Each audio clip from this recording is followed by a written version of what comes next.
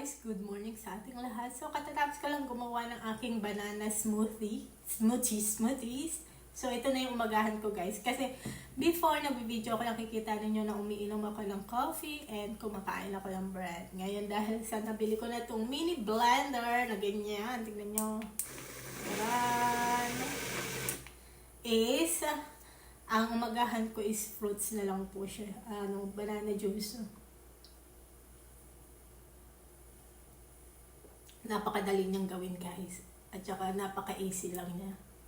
Bili na kayo. Mga ano lang to, nabili ko 17 real lang siya guys. Free delivery pa. Kasi binili ko lang siya dito sa loob ng country nila. Hindi sa labas ng country.